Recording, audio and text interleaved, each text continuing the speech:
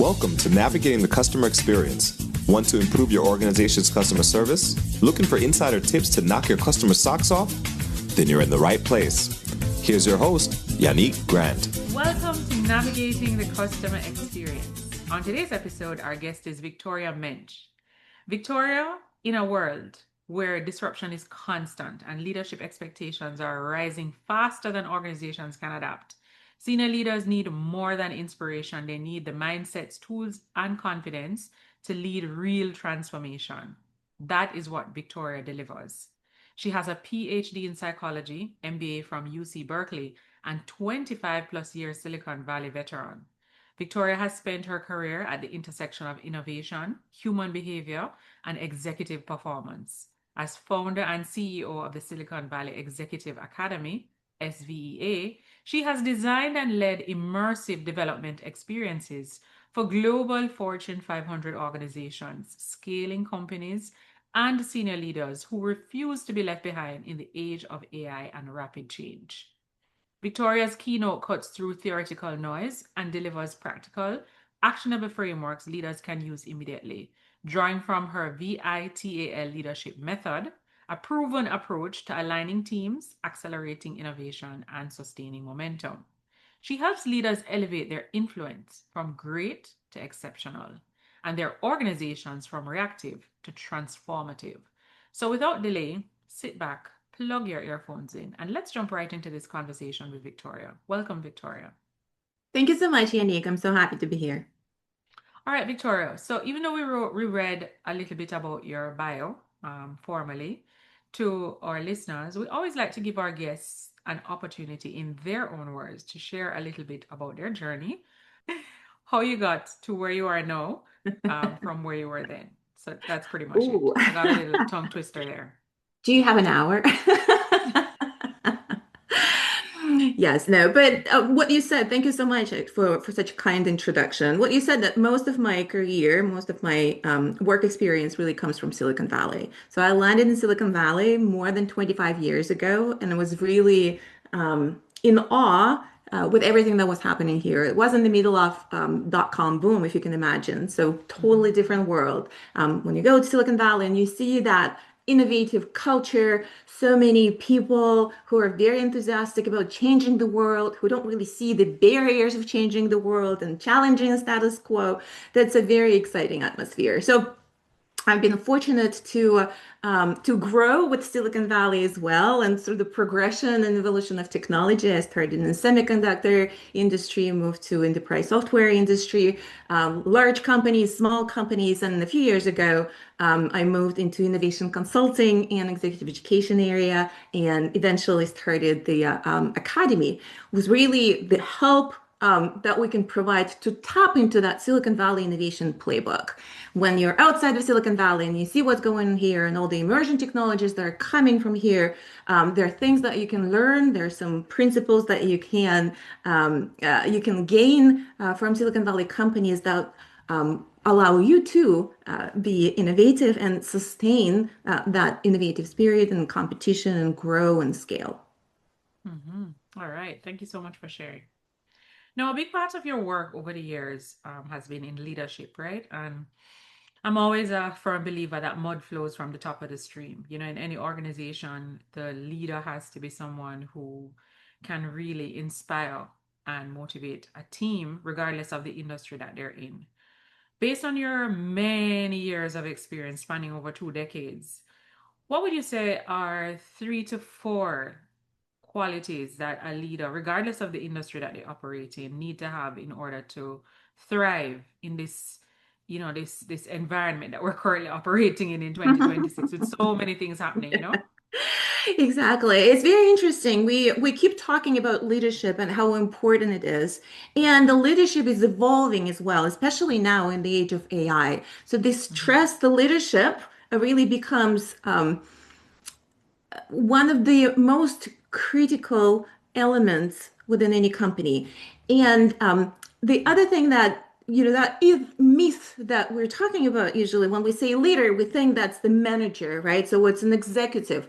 But leadership actually cuts through so many layers of the organization. So we're not just talking about top leadership, we're talking about like each person in their role, can and should really explore leadership that way.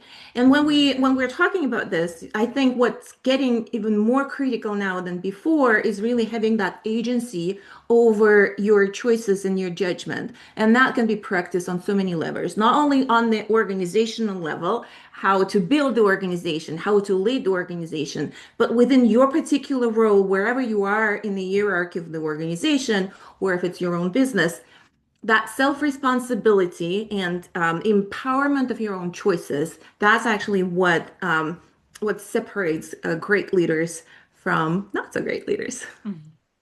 Okay. So we want to break it down for our listeners. So as I had asked originally, like what are 3 to 4 qualities you think they need to have?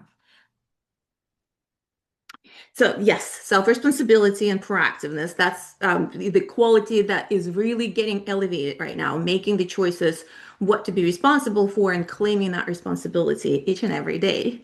The Mm-hmm. second one I want to highlight is curiosity. So staying curious in that disruptions that we're talking about. So disruption is constant, right? So what we know is that we don't know what's going to happen. That's for True. sure that things are going to be disrupted.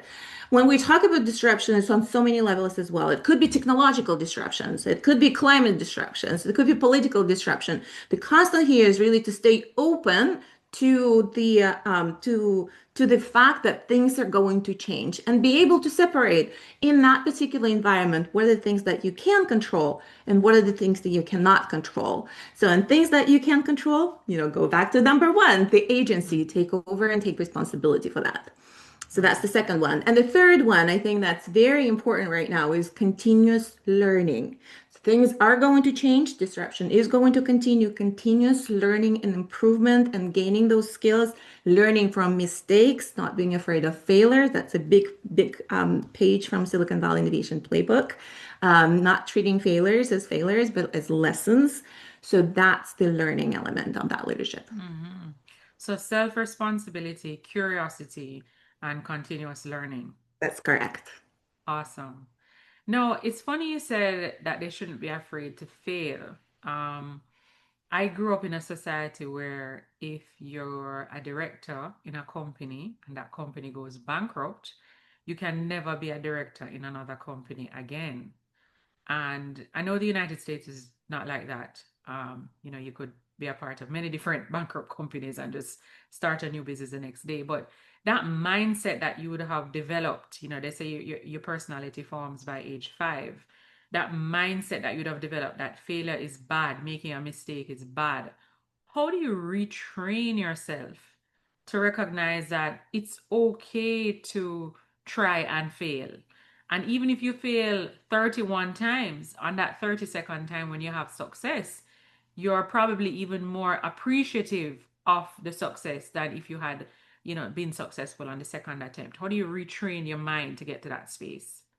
I really like the way you pose the question, how you retrain, because it is a practice. So this is something that you can practice. I think what's important to realize the feelings and emotions behind that failure. And that emotion is really fear, right? So when we look ahead, we imagine the worst possible scenarios and we project those worst possible scenarios on the current moment. So the first, I'd say, step in practicing that is really standing still at that particular moment and rationally think about, am I in danger right now? Right. Today I'm afraid to make a poor choice, right? The wrong choice. Am I in failure right now? Today I'm afraid that for my financial security, for example, right? That eventually, if I fail, I'm going to lose so much money and I'm going to die, poor and alone and sick, right? So that's all these fears from the future, unrealized fears we're placing in this particular moment. But then when you go back to the particular moment and they say, well, actually, right now I'm okay. I still have a few dollars in my purse. I'm not going to starve today. I'm still healthy, for example, right? So I'm not going to die of sickness today without medical care. So going back to the present moment, that's the practice, right? So that's an individual personal practice. That's one. And the second one, okay, in the rational level, you have an equal probability of everything going right. The same probability of everything going right as the probability of everything going wrong. We as humans, we tend to go toward negative scenario again based on that fear, on that very strong survival instinct. But the practice part is to say this.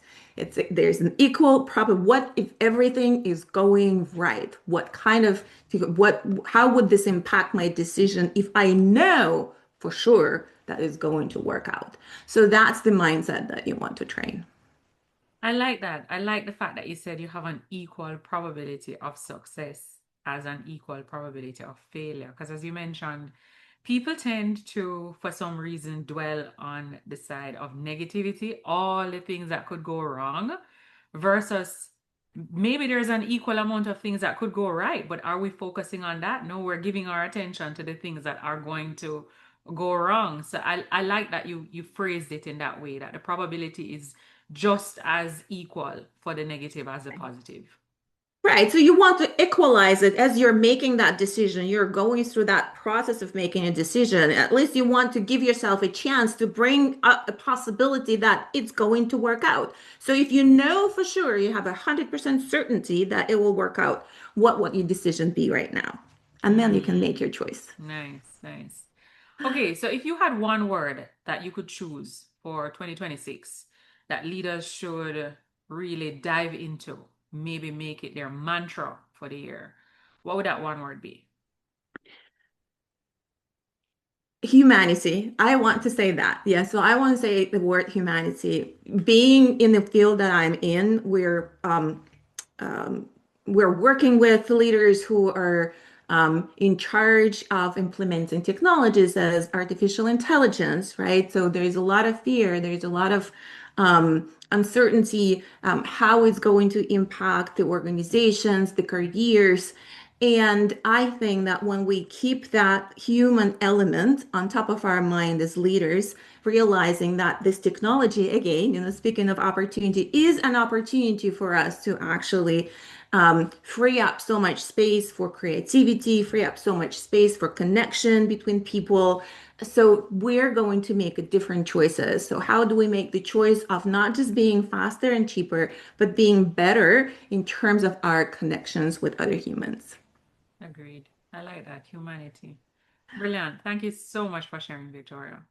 Okay. Now, Victoria, could you share with our listeners one tool, application, that you absolutely can't live without in your business or in your day-to-day operating your life? What's that one tool if you were to pick one? It's not that easy for me to pick one because I really do not like to rely on just one tool.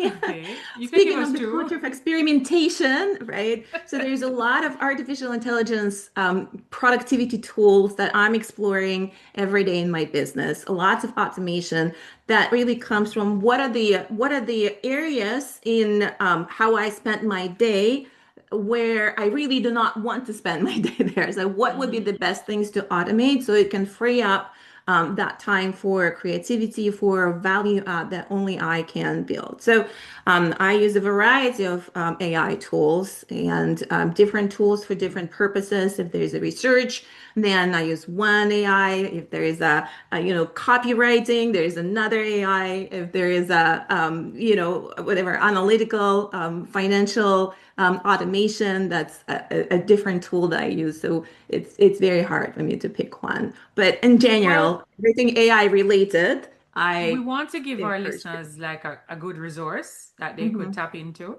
And typically our guests know, they come on, they'd probably say ChatGPT or they would say Cloud.ai. But is there any other one that, maybe not be may not be as popular, but you find it to be really impactful that you could share as a resource Yes. with our So, listeners that they could tap into, learning or getting to know yes. more about that? I'd say Lovable. I would definitely encourage people to look at Lovable. That's the vibe coding tool. So it can help you to build applications without knowing codes or landing pages or provide copy. But mostly, if you have an idea about an application for business that you did not know how to do before, if you do not have a technical skill, this is something you can do right now. So you go to Lovable and you tell that tool what you want to build, and that tool builds it for you. So you have a practically, pilot ready product in a few minutes. Wow, lovable. That's Yeah. Lovable. Yes, game changer for sure. Nice. Thank you so much for sharing. Could you also share with our listeners maybe one or two books that you've read?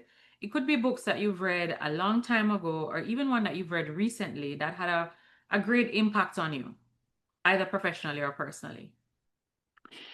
So the book that I read quite a long time ago was actually about, I think it was called Darwinism. So for complex corporate Darwinism, something along those lines. And it was about digital transformation and how companies go through the innovation process and make choices and what are the barriers of that innovation within the company. Okay. Could you repeat the name of the book? Digital Darwinism, I think. Digital Darwinism. Darwinism from like in Darwin. Oh, Darwinism. Yes, Got like an it. evolution. Yes, an evolution. Got it. Okay, got The it. survival of digital. Got it. Got it. Got it. Okay, now we always like to ask our guests, what's the one thing that's going on in your life right now that you're really excited about? Something that you're either working on to develop yourself or your people. Mhm. I'm personally really excited about all the possibilities of automation that artificial intelligence provides. So, how many things that are really time, um, like energy drainers and time drainers that Mhm. we can program and upload to AI agents. So that's what excites me. That's what I think about all day, how to really reconstruct the processes that established processes and make them much more efficient and better. Perfect. All right. So our listeners would have listened and tapped into this episode, Victoria, and they're really intrigued with your journey. They're intrigued with the conversation that we had today, and they'd like to follow you online. Where's the best place that they can find you online? The best way to really follow, if you're really interested in the topics that we discussed today, the best way is really to subscribe to our newsletter, Innovation Insights, that you can do on my website, svexecutive.academy. And then all these topics we cover there, and we can continue conversation that way.